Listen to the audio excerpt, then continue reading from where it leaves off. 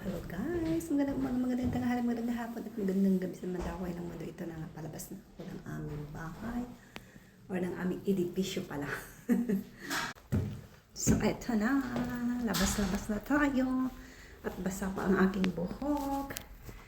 Pero kera lang yan dahil may araw at hindi na ako naka-jacket guys. Naka-hairstay na lang ako ng isa, patong, and then Amerikana akong itim. So, go, go, go! Alis na tayo! Salamat sa Diyos. Tingnan nyo yung araw, diba? Sikat ng araw, guys. Ang ganda. Preskito siya sa umagang kay ganda. Pero kero lang yan. Dapat maglalagay ako ng panuelo, guys. Kasi bumababa yung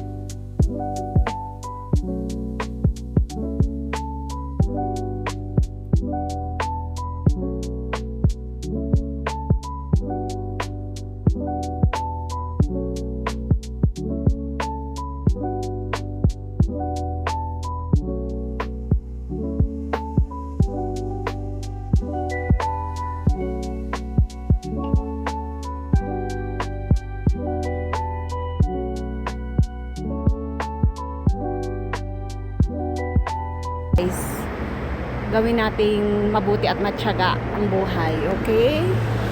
Para meron tayo. Guys, tingnan nyo itong propaganda. Yan. Diba? Ang ganda. Gusto kong panoorin yun sa sine. 6 de Marso magsisimula. O, diba? Yayayain ko yung anak ko kung gusto niya sumama. Tsaka yung nobya niya. May nobya na ang aking mahal. May nobya na ang aking mahal na anak. O, diba? Ano sa tingin ninyo? O, diba? Kaya lang yan. Siyempre, mahalin natin ang mahal ng ating mga anak. Bahala na sila kung sila magkasundo o hindi. O, diba? Future nila yan, guys.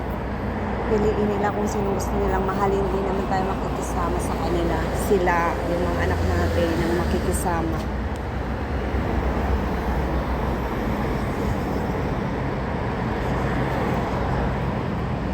So, ito na nga at dito na yung bus.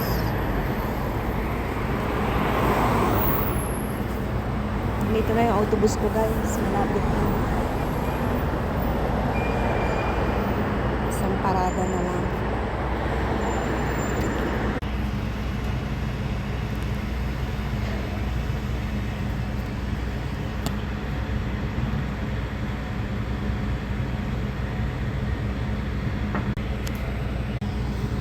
Ginagawa sila dyan, guys. Inaayos nila yung tubo doon sa taas, baba. Kasi nung unang mga panahon, tubo yung ginagamit nila. Kasi syempre sa tagal ng panahon, naluluma, kinakalawang, nagkakrak-krak na siya, nabibiyak-biyak. So ngayon, ginagawa na nila ng paraan na baguhin plastic na, kumbaga, ang nilalagay nila dyan, guys.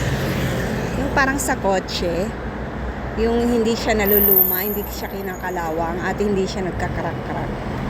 Yun, guys. So, nandito na yung aking autobus.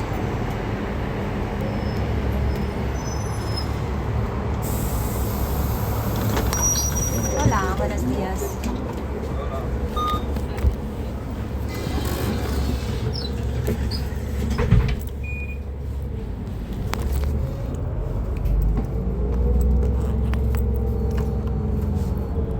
Próxima parada, Iglesia. Coincidente con línea 16.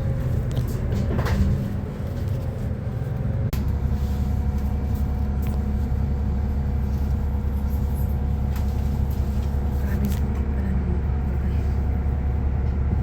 Ilagay ko po.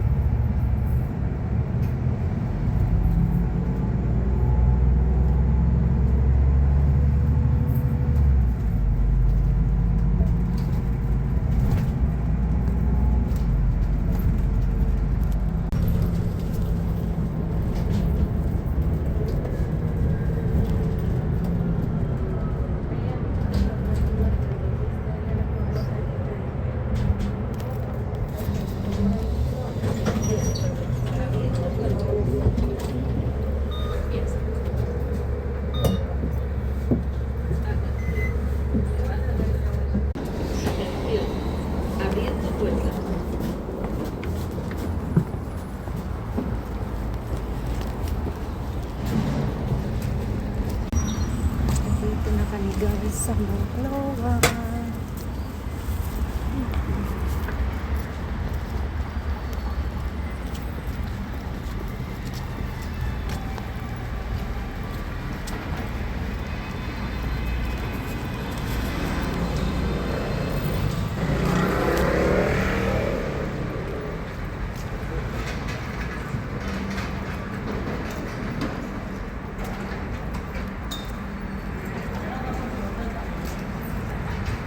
Tumakbo ang kabayo, lumipad ang ibon, namitas ng prutas, ang babaeng maganda. Charot. So, ito na nga guys, lalakad ako. Siyempre, kailangan natin pasahin ang ating sarili kahit tayo na lang ang kumiliti sa ating katawan para tayo tumawa. Kaya lang yan guys, kasi mas maganda na yun na masaya tayo lagi sa araw-araw, diba?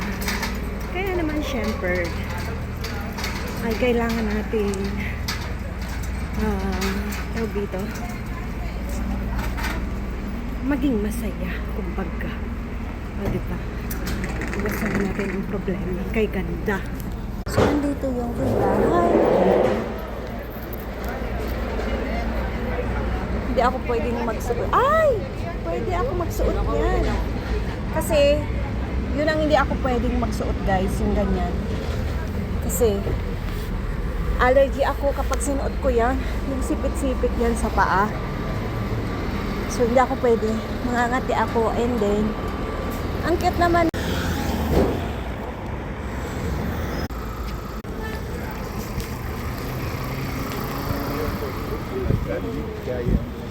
Ay, ang buhok ko. Basa pa ang buhok ko guys. Pero mamaya tuyo na yan. Ano ba naman tong damit ko?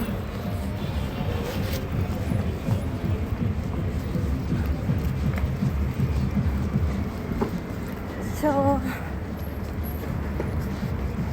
gusto ko sanang umakyat dun guys. Pakita ko sa inyo kaya na ayoko. Kasi parang may mga Pinoy doon sa taas.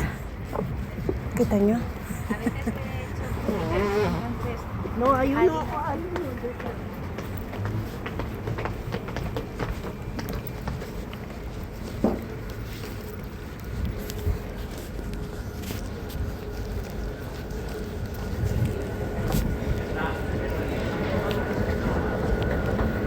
famosong eskalera na laging nasisira.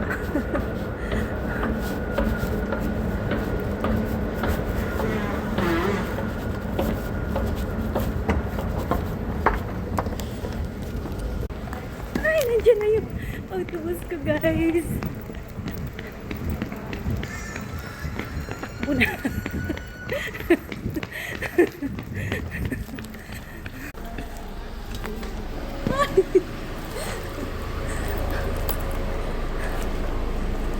Wala ba na Diaz? Wala na. Oh, Diaz. Ay, minus man.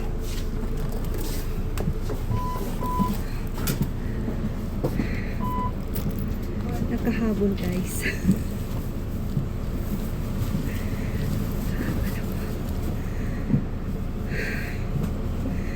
Ano yan?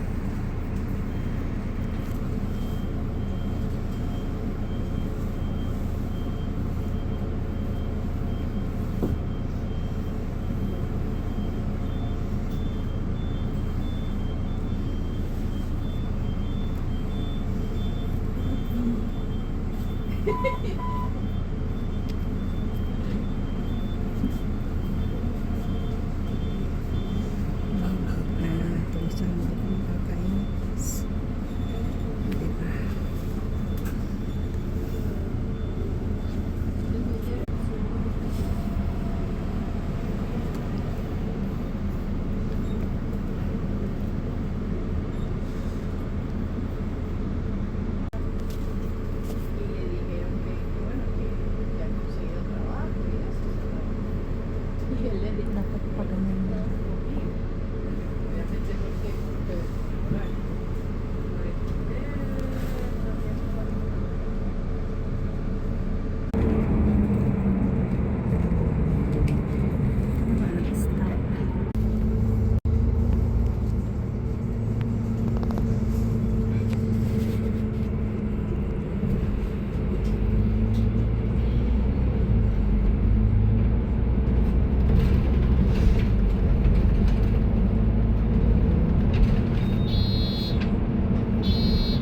Ito na nga guys at malapit na namin madaanan ang Palasyo de Moncloa kung saan po nakatira ang mahal na presidente ng Espanya. Kaya naman, yan dyan. O diba, napakaswerte ko kahit papaano ay nakikita ko yung mga ganitong mahalaga, 'di ba? 'Di ba nakaka-proud sa sarili dahil ang lapit-lapit lang namin dito, 'di ba? Sa minamahal na pangulo ng Espanya, napakabait po niya. Grabe, super duper. At ang masasabi ko, hanga ako sa kanya, 'di ba? Napaka um bait niya, super duper. Yun ang nakikita ko bilang isang tao sa kanya. May malaki siyang puso at may maganda siyang pag-iisip. Yun, kaya idol ko po siya, o 'di ba? Kaya naman guys, itong mga katabi naman ay mga universidad naman 'yan. Kabilaan magmula doon sa kabila at dito sa pinapakita ko sa inyo ay mga universidad na po 'yan. Kaya sa umagang kay ganda, talagang super duper traffic dito kasi nga po ito ay siyempre nagko-commute sila, nagkokotse sila, or kung ano pa man ang kanilang mga bihikulo na kinukuha para papunta sa kanilang universidad, para makapasok sila ng maayos. Yun lang ang masasabi ko, talagang traffic sa umagang kay ganda. Pero normal naman yun guys, maya-maya magsisipag-alisa naman yan. Halimbawa, inatid sila ng mga mahal nila sa buhay, and then yung mga autobuses ay magmumove naman yan. Kaya syempre, kailangan natin laging kasama si Mr. at si Miss Pasensya para buhay laging masaya, guys. O, diba? Piliin natin laging masaya. Piliin natin mabuti para sa sarili natin, para sa pamilya natin. Yung respeto hindi mawawala, yung pagmamahal hindi mawawala sa kapwa, 'di ba? Ganun 'yun. Pero hindi ko sinabing mahalin natin ang ating kapwa kagaya ng kabet, o 'di ba? Hindi 'yon, guys. Wala 'yon. Hindi 'yon at tumutugma sa sinasabi ko. Charot. So, yun ang ibig kong sabihin, guys. Respeto, kumbaga, bilang tao tayo dito sa mundo.